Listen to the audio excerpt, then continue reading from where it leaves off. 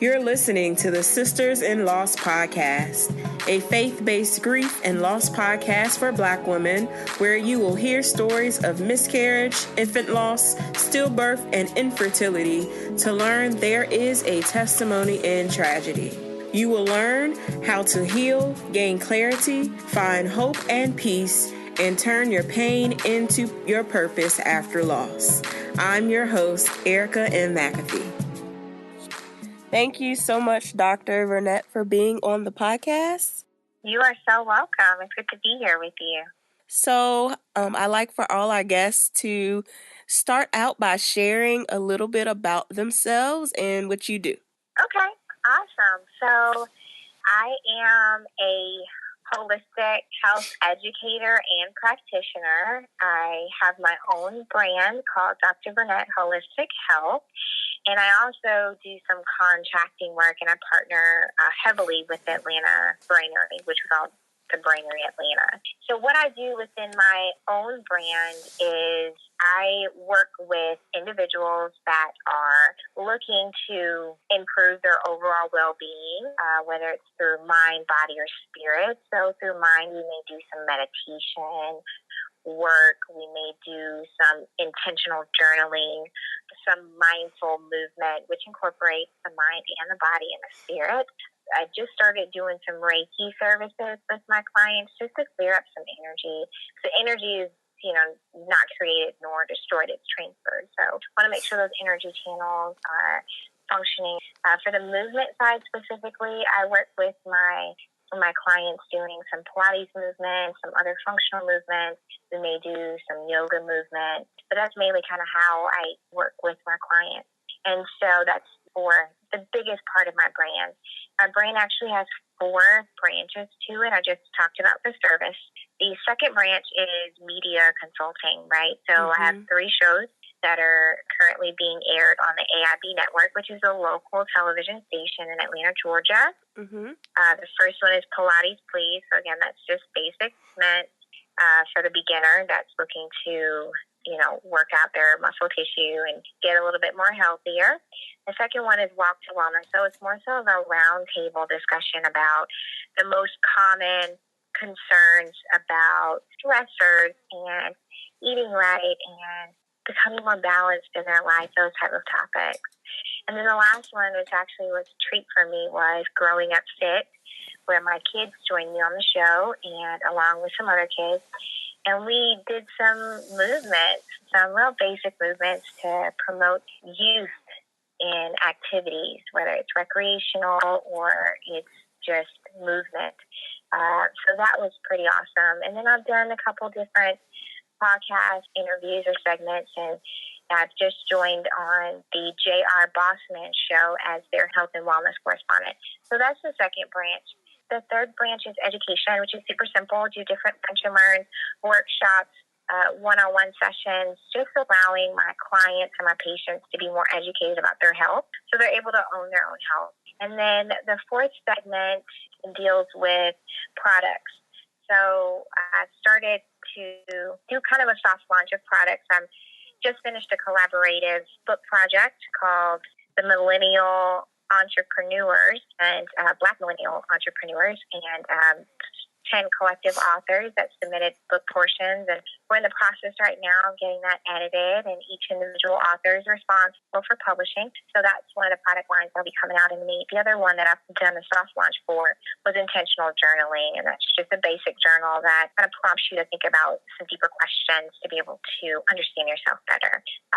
So that's my brand, and then like I said, I do other contract work with different businesses, and I work heavily with a friend of mine and business partner, Dr. Samantha Brooks. She is the founder and owner of the Brainery Atlanta, which that's where we combine chiropractic and functional movement together. So I do a lot with the work that I do, but I wouldn't change it. So that's a little bit about me professionally. Awesome. And the way I found you was through Instagram. When I found out, I found that you are a surrogate, and I was like, that is so interesting, because it's typically you don't see a lot of Black surrogates, and I was like, let me reach out to her and see if she would share with us her journey.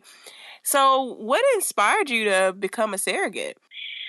Well, when I was in high school, I had a teenage pregnancy, and my family did not approve of the teenage pregnancy, so I was encouraged to have early termination, and so that decision was not my preference, and so it didn't sit well with me psychologically, emotionally, physically. I healed well from the operation, but it was something that was very heavy on my heart because I felt like I took humanity. I didn't really understand the magnitude of it because, again, we're adolescents, right? Your brain is still developing into your mid-20s. And so I knew that I wanted to experience something that allowed me to properly heal. And then it was bigger than me. And so I started to do some research after I had my son and after I had my daughter, which was in 2010 when I got pregnant with her. I had come across some articles that talked about surrogacy, and I was like, wow, what is that? And I had never really been exposed to it. By this time, I just earned my bachelor's, and I think I was going through a master's degree program. So I still was in my early 20s. So I wasn't really educated about fertility, infertility, and everything that kind of comes with creating life, right? It was just kind of like you get pregnant, you go to the doctor, you do what they say. But it was so much deeper than that when I started reading into the opportunity to be a surrogate. And so I knew right away it was meant for me. And as I started to do more research about the surrogacy journey, I decided to be a gestational surrogate. So you've got two different surrogate types on the basic level, right? It gets more complicated. But on the basic level, you have traditional, which the woman carrying the fetus, they are the egg donor, and then they have the sperm that comes and mixes, and then, of course, you have the embryo. That's the traditional one. Gestational is more so the embryo is already created, and the surromother, they call it surromother or surrogate mother, whichever one you want to call it, is the host, right? So they do an implantation of the embryos. In my case, I have two, so I'm pregnant with twins. And so that was the route that I wanted to take, and I sat with it. At the time, I was in a marriage that wasn't supportive of that process.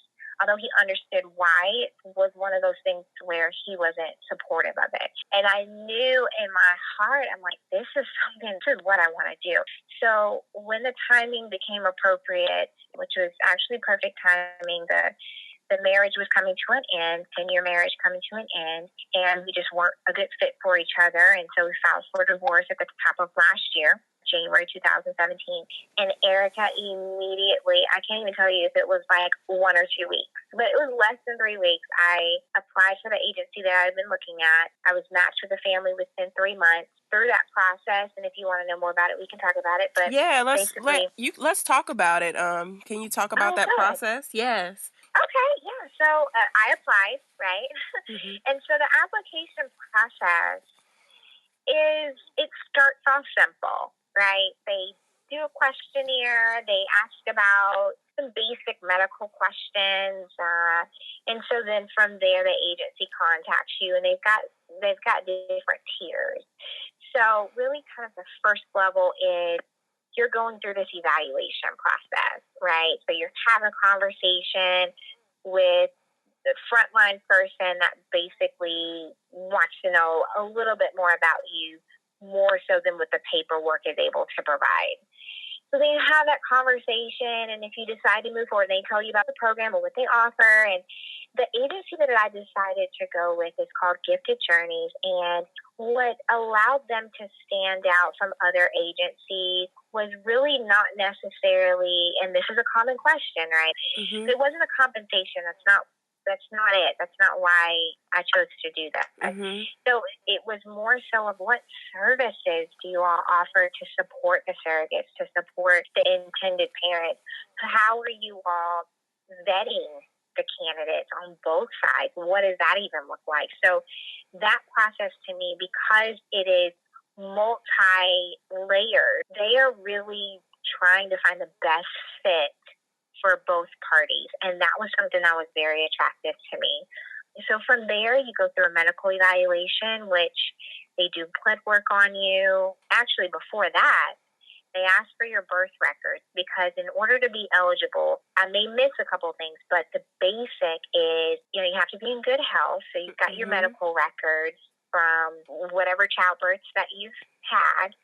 For me, I wanted to be transparent as possible. So I told them about the early termination in high school with no complications, and I gave them the records of both of my kids. Well, really, my youngest, because my oldest is 11, and according to the medical field, legally you only have to keep the records for 10 years. So I literally was shy of maybe 3 or 4 months of getting my oldest birth records, which was kind of a headache because we were kind of going back and forth and trying to find them and stuff. But they get the birth records, they get your medical records. You also have to send in, where you work, send in pictures of yourself, pictures of your family, surrounding areas that you all go to, like the park or maybe the square or, whatever other things that you were involved. So basically they're kind of building this little portfolio for you. And so then you move forward to the medical evaluation. And that's when I don't know if every agency does this, but the first part of this process is going to the fertility center. So I went to the fertility center, and they're based in LA. So they flew me out to get a pap smear and to do an ultrasound and blood work, like the whole nine.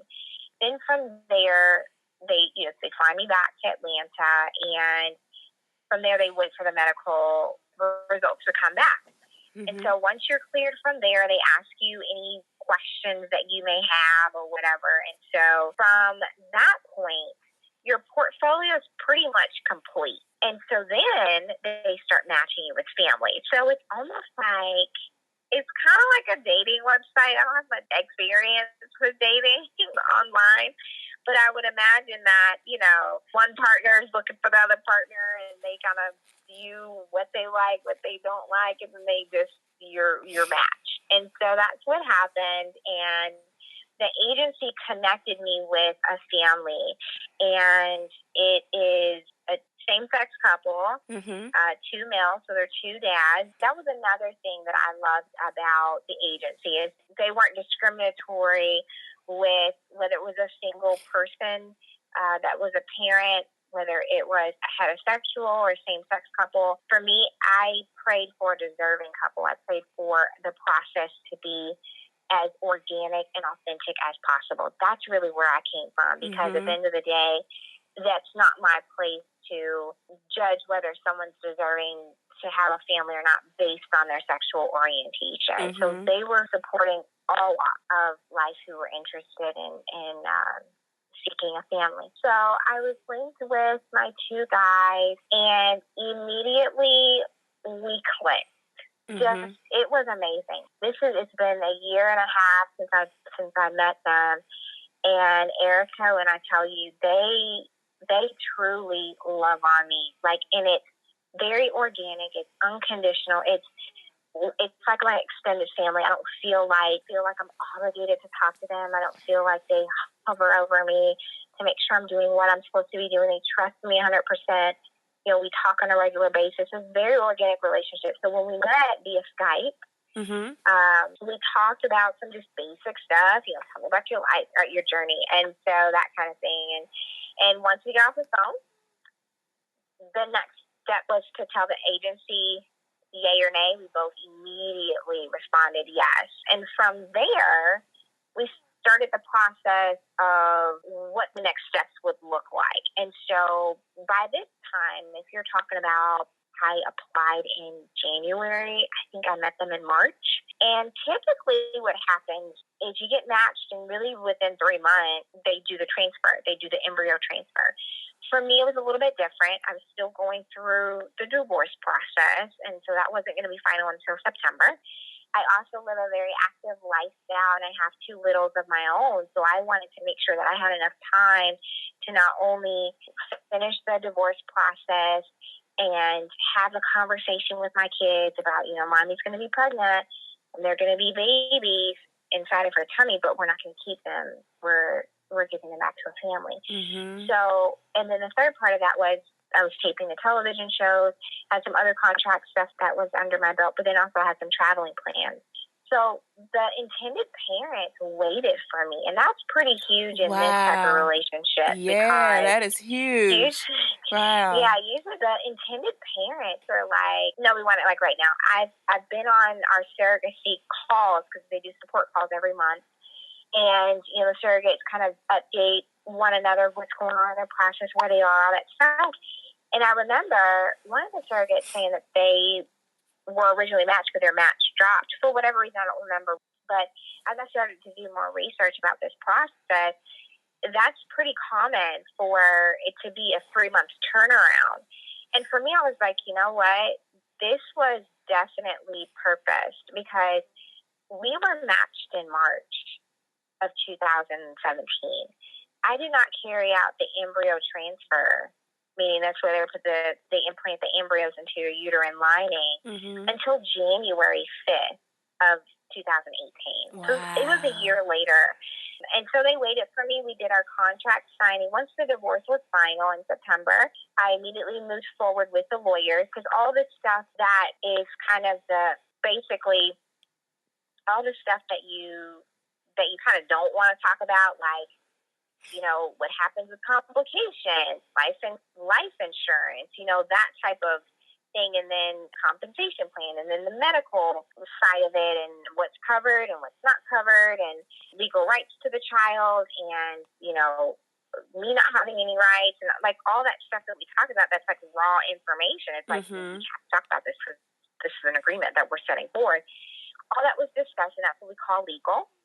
And we moved forward with legal. As soon as we moved forward with legal, I started my hormone therapy. Hormone therapy was estrogen and progesterone. So estrogen you had to do, and then progesterone shots, or? Listen, I had to do those progesterone shots for real. Yes, okay? Yes. I had to inject them into my glutes every day. One glute, then the other one, and then you go back to the original one. It's oil based. And so you got to rub it into the muscle, and that was probably the most uncomfortable 9 weeks, really, of my life. Like, I don't like needles at all, like, literally at all. And to have to, I had a great support system that were able to give me my injections for the most part. But sometimes I had to do it on my own, and I was like, oh, okay, we're going to make it. Like, right. Okay, like, I'm in a safe environment. Like, I had to literally do self-talk, and I had to kind of meditate before I did it because I don't like needles. I don't like blood. That is just not, I'm not built for it. So the fact that I had to do that for 9 weeks, it was just like, okay, this is part of the process. It's going to be okay. Like, it'll work out. And honestly, it really wasn't that bad. It just was very uncomfortable. The realness behind that experience after I did the embryo transfer, which I'll get back to that in just a minute. But after I did the embryo transfer, like I said, I had to take the injections for 9 weeks. Towards the end of the 9 weeks, it really was painful. It's painful to sit. It's painful to stand. And the agency was amazing about me reaching out to them because I told them, I said, listen, I feel like I'm going crazy and I'm going to snap on somebody and I'm not that person. Like, I'm happy, I'm sad, I'm anxious, I'm delighted. Like, I'm going through all these emotions in like 10 minutes.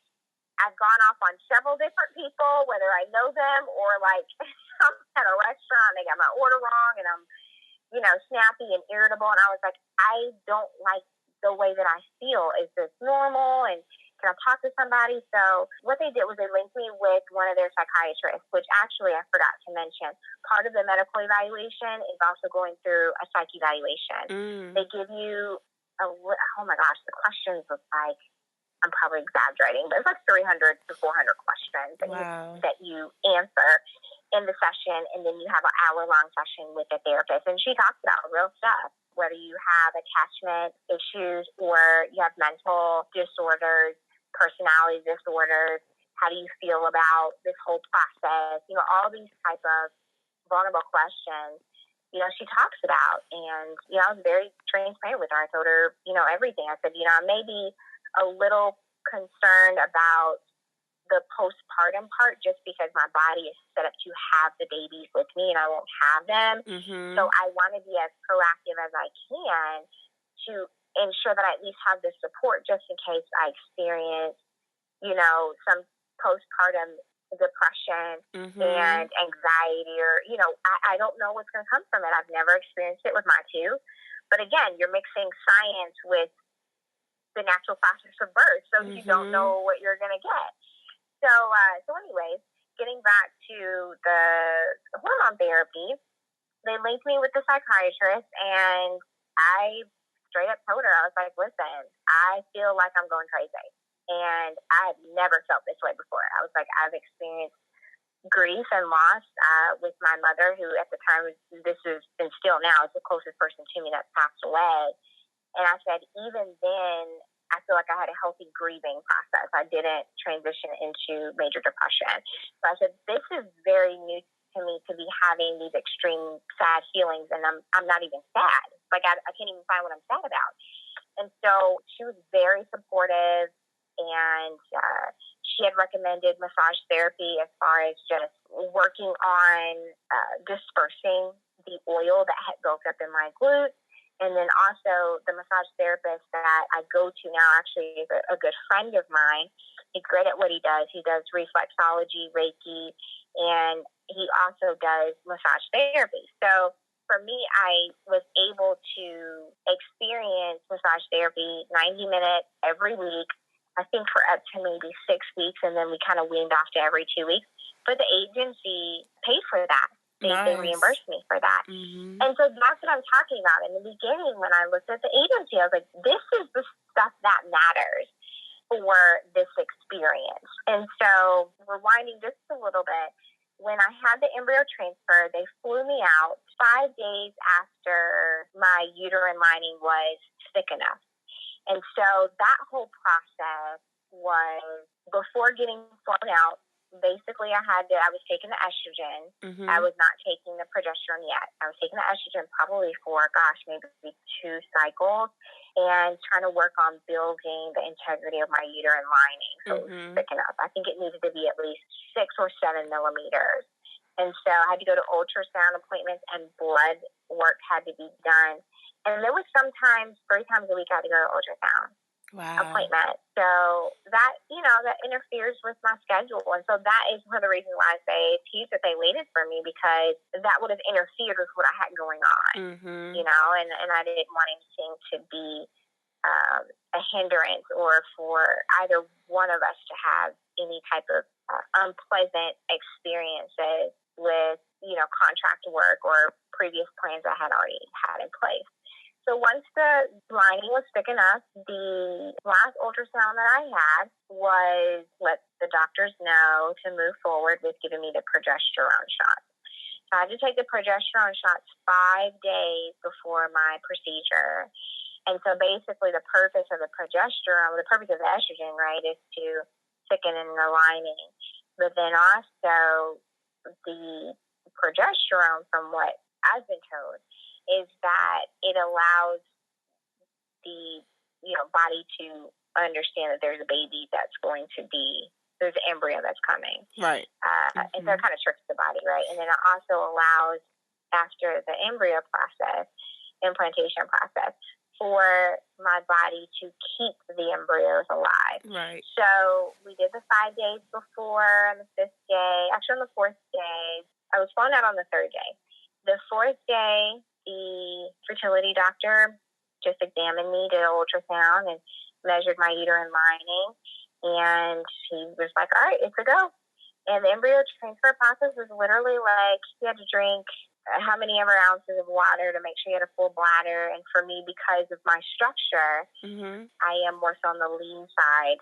I didn't really have to drink all the water that they needed me to have such a large, enlarged bladder. Then they just insert a catheter, and you can see on the ultrasound screen 2 little dots. And, one dot is both embryos, and then the second one is kind of an air bubble. And from there, I was on bed rest for one day. Then they flew me back to Atlanta. And then 10 days later, so January 15th, it was MLK Day, went in for an ultrasound for confirmation of heartbeat.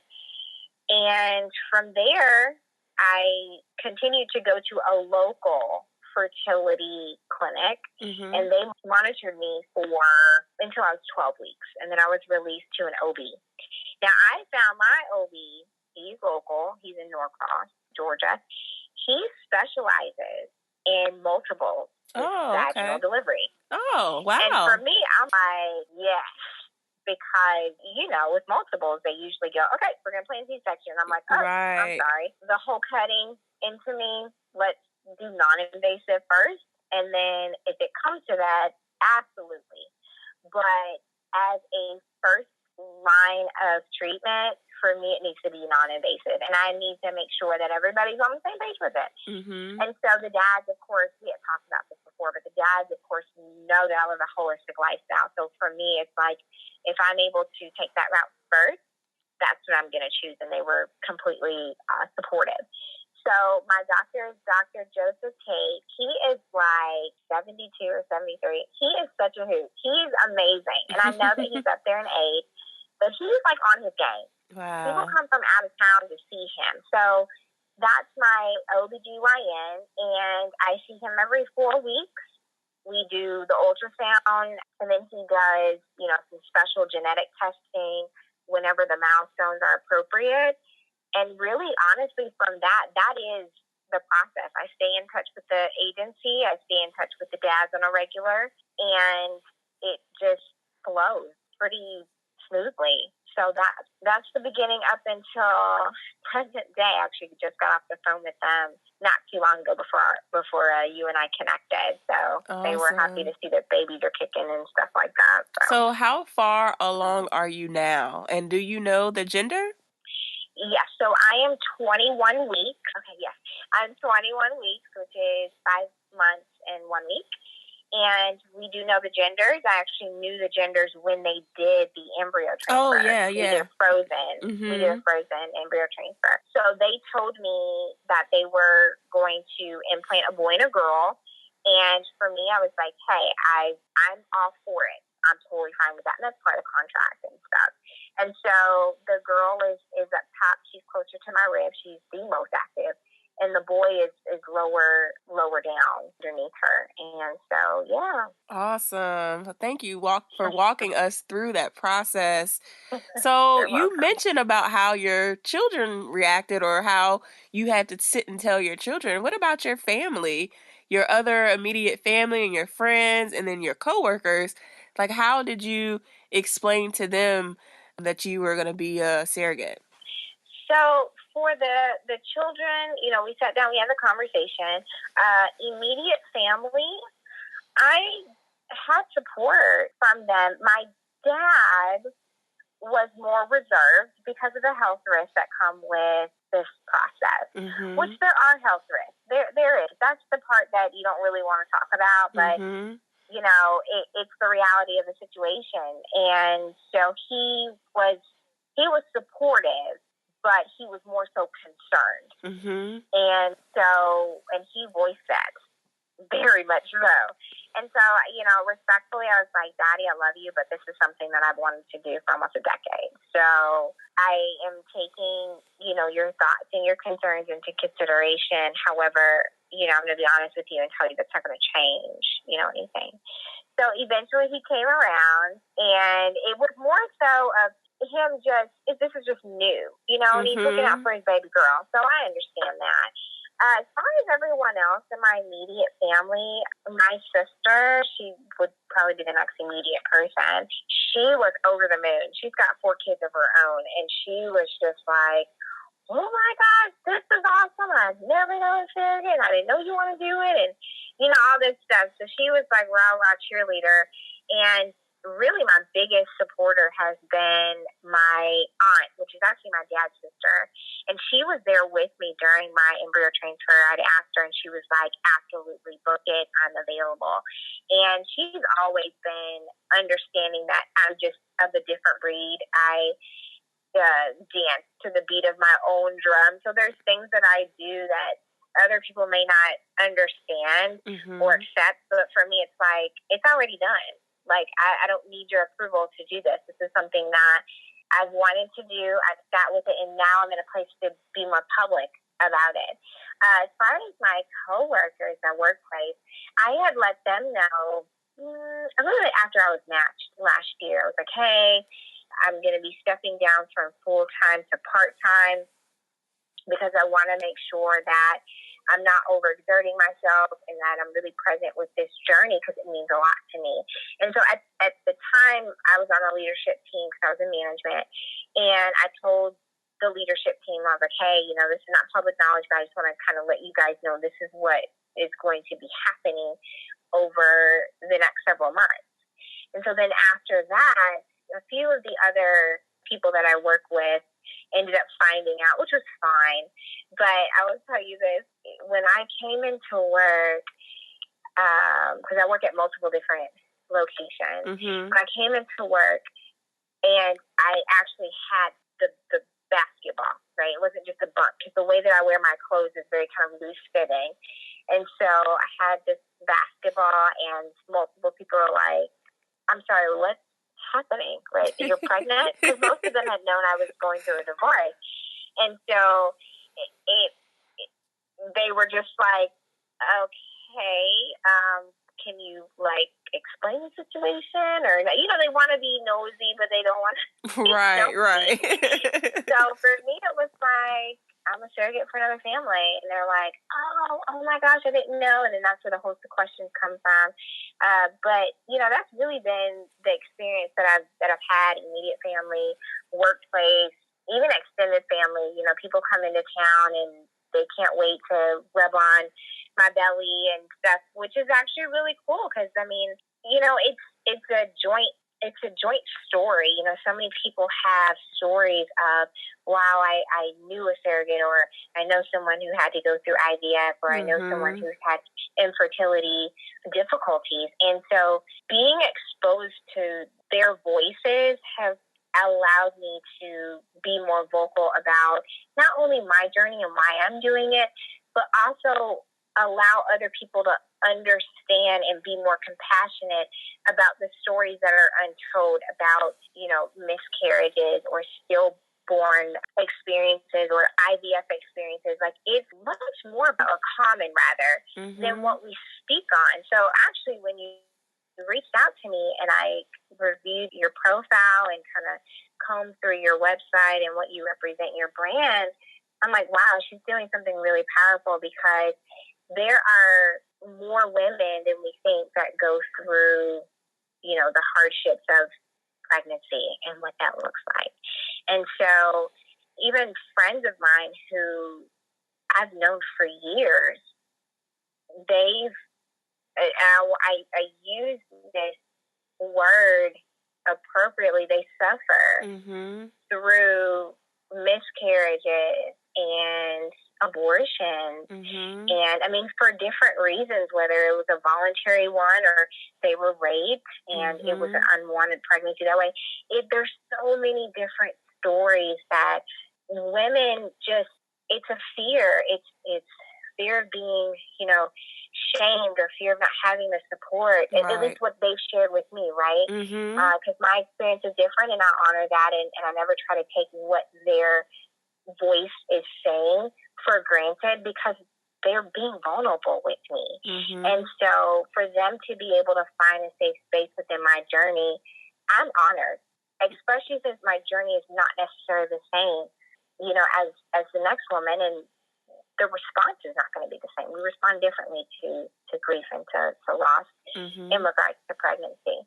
So, you know, it's definitely been an eye-opening experience. I never imagined that my journey would speak to so many people, just on the fundamental level of, wow, you're a surrogate. How selfless is that? And I'm like, I didn't even think about all that. I'm like, you know, I'm thinking about my healing process. I'm thinking about giving, because I have a giving spirit, but I don't do it for anything else other than the purpose of of serving a family that's not able to have their own children. Right.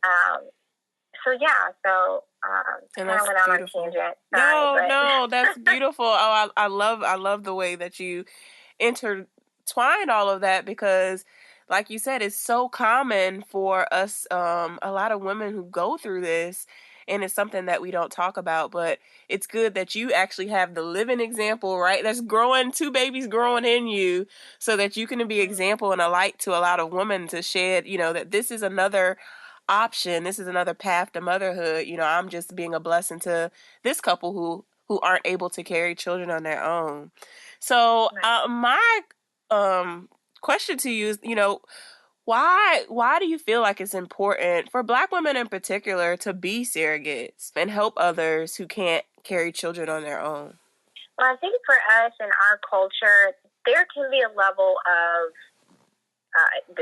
let me preview my statement by saying this is solely my opinion, but I think just in our culture there is just a level of ignorance that comes with this territory. Mm-hmm. We don't know much about it, mm-hmm. And I know I don't mean ignorance in a derogatory term. Right? We just don't have the knowledge on it. You're right. That's what it is. It is, and it's similar to buying homes, right? We didn't really come from, the culture of owning our own property, mm-hmm. and so a lot of times you're not going to have other surrogates that look like me. I think I met one other Black surrogate. She's local in Atlanta, mm-hmm. and for her, her intentions, how do I say this? Our reasons are very different. Mm-hmm. Hers was more monetary, and mine is more of experience. And there's no judgment that comes with it. Mm-hmm. But when you're talking about giving life, it's not to be taken lightly. There's so many things that can go right, go wrong in creating life. Right? Mm-hmm. And so, and a lot of times the women we don't know. Like, we don't know until we try, and we're like, okay, my body did not respond well to this pregnancy. What's going on? Then you get tests, and you go through all of these revealing information. And so now people start considering, okay, well, what is my next option? Right? So, but usually you don't start off with, let me see how well my body is in shape or ready to produce life. Mm-hmm. Usually that's kind of the after conversation. Mm-hmm. So the reason why I bring that up is because in our culture, we don't take care of our bodies. Mm-hmm. Really, in our society, we don't. But truly Black culture, we don't take care of our bodies. We don't eat right. We don't exercise right. We tend to allow negative talk to overcome us. And so we're kind of living in this bondage within ourselves, mm-hmm. really. Mm-hmm. And so within the context of my experience, like I said, I've only met one other surrogate. So the reason why it's important for, other Black women to know that this is an option is because for what we have to offer, we are built mm-hmm. for anything. Mm-hmm. I mean, history will show that, the way that our genetics are built, we're built to be extraordinary. Mm-hmm. Extraordinary in our thought, extraordinary in how we raise our families, how we get together and love on each other and support each other. Just the way that women have been created. We're created for this. And so when you have these type of challenges with pregnancy, whatever it may be, it's important to be able to, one, educate yourself about how can I plan my pregnancy? What are the preventative measures that I need to be taking? Am I taking care of my body? Am I taking care of my mind and my spirit? And so usually what I tell people is start from there. You need to do prenatal, mm-hmm. right? Do an assessment of where you are and see, your history. Are there some genetic things that you need to have a discussion about? Is the environment that you're in safe mentally, emotionally, physically? Are you really prepared to, go through a transitioning body? Are you really prepared to have those conversations and see what all the options are if traditional pregnancy is not the best fit for you? And so for me as a surrogate, having that voice for other women who are looking to create a family, or even other same-sex couples that are looking to create a family, it's important to understand that, specifically for Black surrogates, that we can carry, just as well as the next person. It's just a matter of coming out of that mindset of being so limited in what we can provide to our society, what we can provide to humanity, and really open up our knowledge and experience in how we can offer ourselves to humanity. And I think that's really limited in our culture. We don't see it. It's not on media. Really, just surrogacy in general, I didn't know much about it until I actually started looking for options. Right. So that would kind of be the best feedback that I'm able to give just in the situation that I'm in right now with this journey. Awesome. So what encouraging words can you give the mom who's experienced a loss or has gone through some infertility concerns, who is considering surrogacy to grow her family? Well, it starts with self, and the work that I do with my clients is powerful in the mind-body connection. And the most simplest advice that I can give is be gentle with yourself. We're so focused. I had a conversation with a girl today at work, and she was watching some documentary about giving birth to twins, and she's got multiples in her family, and she's like completely terrified to get pregnant, and she'll have multiples, and what if she has to go on bed rest, and what if this, and what if this? I said, well, what if you have a smooth pregnancy?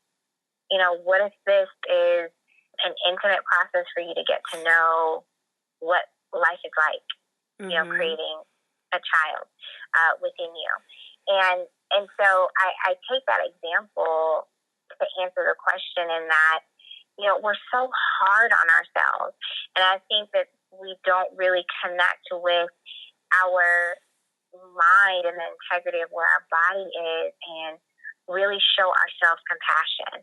So whether a person is fearful of being pregnant because of someone else's situation, whether there's been a mother to go through loss within the pregnancy process, or haven't even been able to start the pregnancy process because of some infertility concerns, be gentle with the body that you're in and honor that, and know that there are multiple ways to become a mother. No one gets to dictate how that happens except you.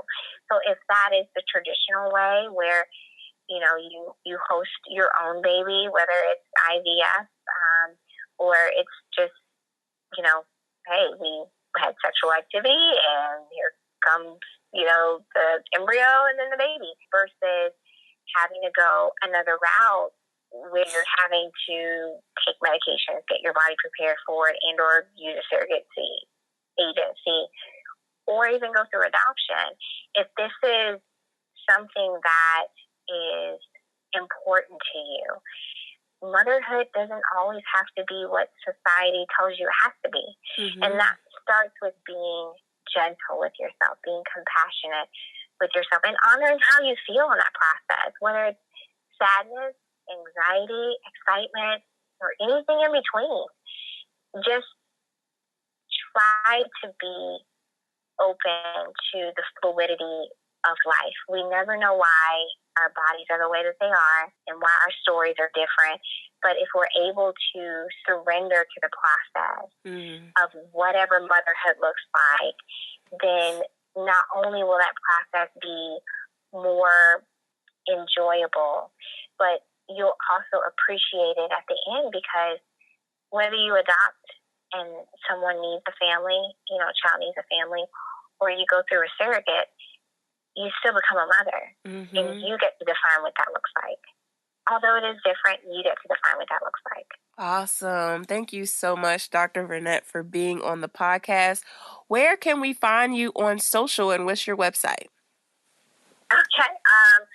On social media, I have several different options, but I would say go to Instagram. It's Dr. Vernette, Dr. B as in Victor, ERNETTE. I'm on Twitter at Dr. Vernette without the period in between.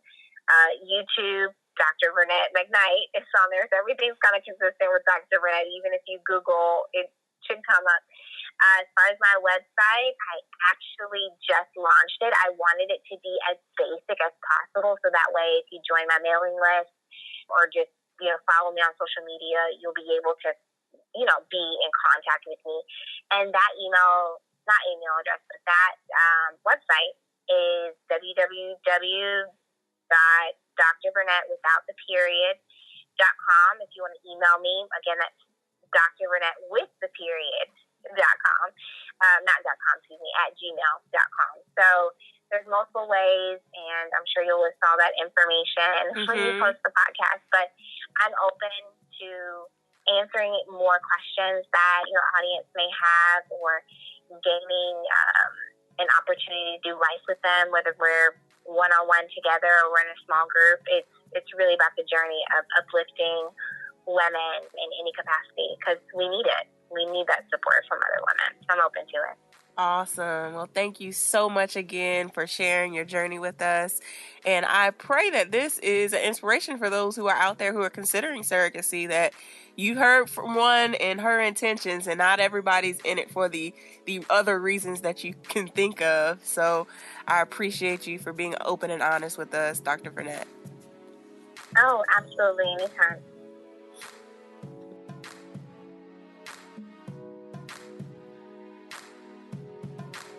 Thank you so much for listening to today's episode. I pray that this show was inspirational and a blessing to you. For show notes, visit ericamcafee.com/podcast. Please join us in our offline discussions in our private Facebook group by going to sistersinloss.com. If you're listening in Apple Podcasts, please rate and subscribe to us and leave us a 5-star review. I pray that you all have a blessed week. Keep the faith, and I'll talk to you next Wednesday.